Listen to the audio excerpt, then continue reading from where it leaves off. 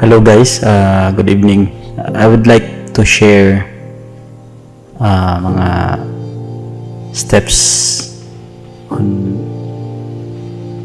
how to overcome obstacles in life. Siyempre, yun ang mga challenging obstacles together with right strategies nga mahimo na tong guide. So, guide rin siya. Number one is you have to sit clear of your goals. So number one is atog yun ang i-define kung ano siya itong i-achieve. Yun pa nila nga laban lang, pero sige taglaban munta idea kung ano siya itong gusto ma-achieve in life. Dapat specific. And also, if specific atong goals, kanang maka-provide siya og direction ug focus, and dili ta maglisod sa pag-navigate kung sa ang pag-resolve sa mga problem. So muna siya number one. And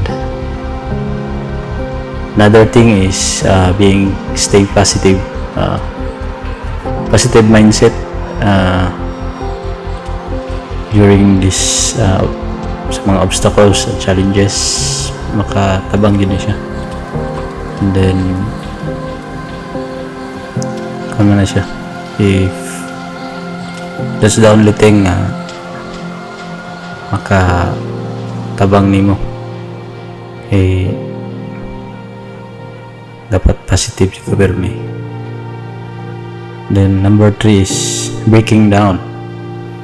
So if you have large obstacles, you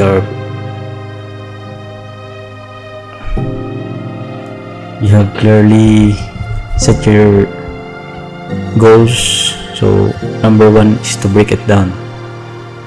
So asay dagko, asay gagmay. So kailangan makabalota kung unsay priorities na to. Nya asay unahan na to ang dako ang gamay. So both ways na apay advantage. If dako na apay advantage, so either way pwede ta mapili na. Number 4 is seeking support. Support by asa sa number 1 is sa family, sa friends, or sa mentors. Ngayon lang tayong mga advice. Sometimes sa atong pagsikog support, na iban mo suporta, na iban dili. So okay ra na siya. Number 5 is learning from failures also, because failure is a learning experience. So if na-fail ka, doesn't mean you're forever na lang pod na failure. So natural lang na failure. Then number 6 is stay flexible. Nang kuan lang ta, kanang kung sa kuan pa na siya, kailangan go where the wind blows. So kuan lang, kanang flexible lang jud ta, whatever the situation na nato karon. So sa mga giagyan nato nga challenges, dili na siya permanente. So walay forever sa kuan sitwasyon nato karon. Also, number 7 is develop problem solving skills. So syaro pod sa kadaghan na kang na failed na kaagyan nga problema, wala pa kagyapon maka-learn. So ano siya game guys, nga while nagduwa ka on your phone, when every failure kung na siya at naka-learn jud ta something new strategies, mga technique kung saan pag-solve nga na ra pud ng kinabuhi guys. So kung sa itong mga failures na to, we look back at it, we learn from it, we learn from the things na nagkakos na anong ni-failed ta, what can we do to improve, to succeed. So learning from failures is also a thing na i-consider na to. Then stay persistent, number 8. So meron siya kan guys kanang New Year bitaw, kanang New Year, excited kayo ito sa bagong taon, bagong buhay. So nga to ana is we prepare set of goals or things na change nato sa tong kagalingon. Kasagaran ni like mag-exercise na ko, and then day 1 so tuod kanang healthy living, exercise. After a few days nawala ra pod ngano man, so dili man ka persistent sa imong goal. So persistency is also mastery, key to success. Kay ang habit everyday nga nimo buhaton mayusto na kaana, so dili na siya bugat. And then you put also discipline to yourself sa things nga mga priorities nimo. Number 9, kani usapan ni sa pinaka-importante, taking care of yourself.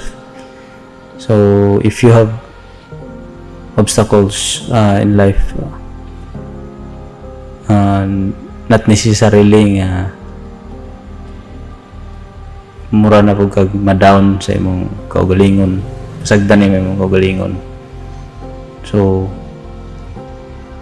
muna giingon nga, how can you face your problem if the problem is your face? So dapat di gani mo pasagdan imong kaugalingon. Stay healthy. Okay, healthy not just physically but mentally. Kaya unsaon man na if nakaidaghang problema niya ang imong unahuna wala diri, so di gyud na ka solban, imong lawas bigay na. So dapat physically and mentally and also spiritually, you have to also consider. Number 10, if na-solve na nimo ang mga obstacles little by little, not in a whole piece, siguro it's time to celebrate small wins. So although wala pa mahumantanan, but if na-progress, then there is a reason also to celebrate.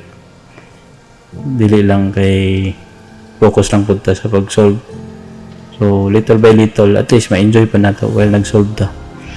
Na-enjoy pa nato ang atong life. And also it will make us motivated also to face again the challenges nga wala pa mahuman. So mao lang to guys. If nakatabang ni nga video, please share or like, and then follow na lang po. Salamat kayo. Bye bye.